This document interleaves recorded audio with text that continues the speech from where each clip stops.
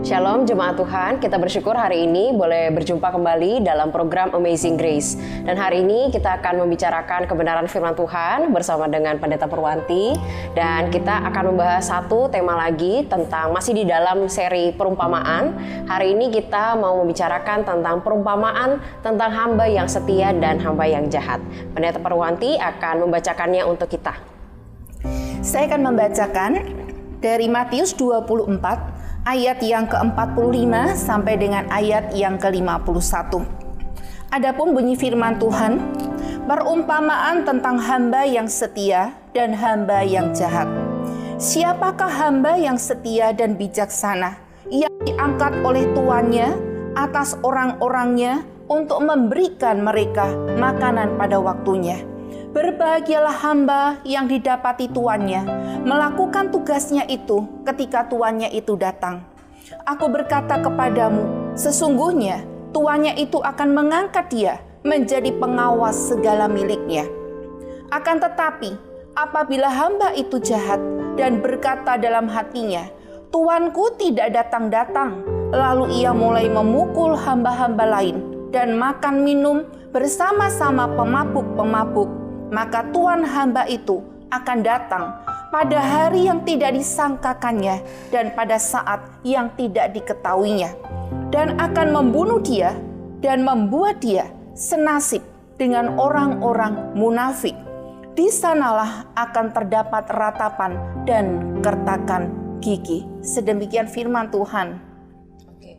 Nah, kalau misalnya kita lihat perumpamaan ini ya Bu, kayaknya agak drama gitu ya Bu ya perumpamaannya. Sebenarnya ini tuh mengisahkan tentang apa ya Bu? Iya, jadi ini ceritanya ada seorang tuan punya rencana untuk dia akan pergi. Nah, dia memilih seorang hamba yang dia miliki untuk bisa mengatur semua tugas-tugas yang dia tinggalkan dan juga memberi makan buat hamba-hamba yang lain, pekerja-pekerja yang lain.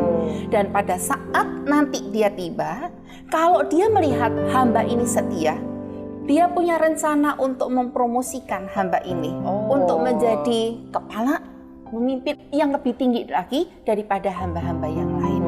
Tapi kalau dia menemukan bahwa hamba ini tidak setia, sebaliknya bukan dipromosikan atau bukan mendapatkan apresiasi, justru dikatakan akan dibinasakan dan mendapatkan hukuman. Seperti itu ringkas daripada cerita perumpamaan ini.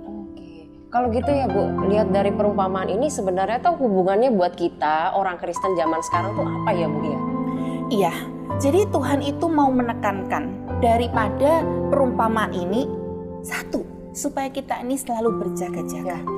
Seperti Tuhan tadi, kan enggak ngomong kapan dia akan kembali. Ya, kapan pulangnya ya? Berapa lama dia akan pergi, dan kapan dia datang.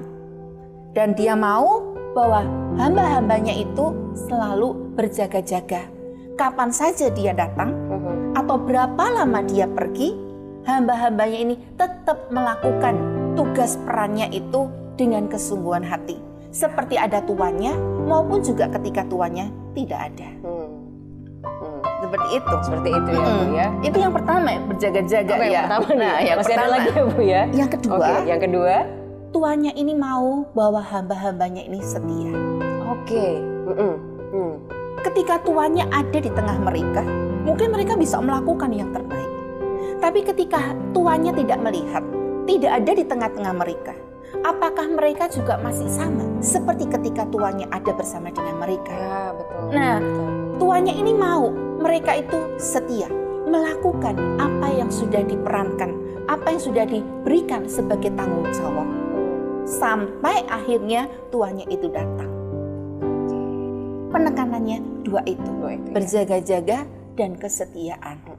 Berarti itu hal yang sama yang sebenarnya kita dapatkan dari perumpamaan ini. Iya. Kita sebagai orang Kristen di zaman ini, kita nggak tahu ya kapan Tuhan itu mau datang. Benar. Gitu ya. Tanda-tandanya sih udah kelihatan ya, maksudnya di dalam Alkitab ada musibah segala macam. Tapi kita tetap nggak tahu kapan Tuhan datang. Untuk itu hari ini kita diingatkan lagi, pertama kita perlu berjaga-jaga di dalam Tuhan. Iya.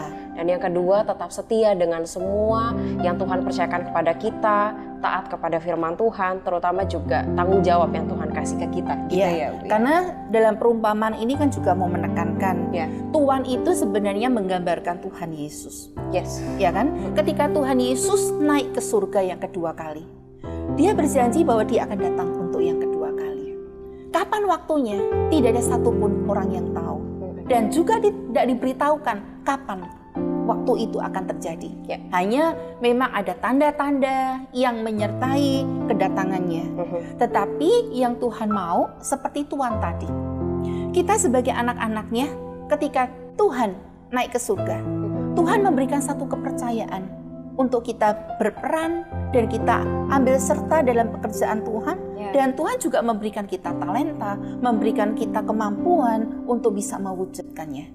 Dan ketika Tuhan itu datang, maka Tuhan itu juga akan melihat apakah kita juga adalah hamba yang setia, yang bisa melakukan tugas dan juga peran yang Tuhan sudah percayakan kepada kita.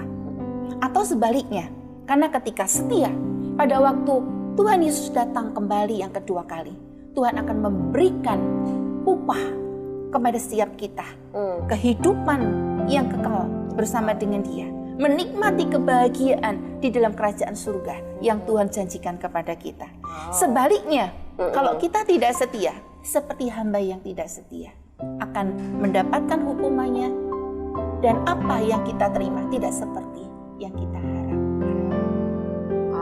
Jadi penting sekali kebenaran firman Tuhan hari ini mengingatkan kita tentang kesetiaan kita kepada Tuhan. Dan ingat, waktu kita setia juga kepada Tuhan, Tuhan memberikan reward, yaitu kehidupan yang kekal. Itu tidak ada yang bisa gantikan. Nah, terima kasih untuk Pendeta Purwanti yang sudah menjelaskan kebenaran firman Tuhan hari ini. Sampai berjumpa di Amazing Grace berikutnya. Tuhan Yesus memberkati. Tuhan Yesus memberkati.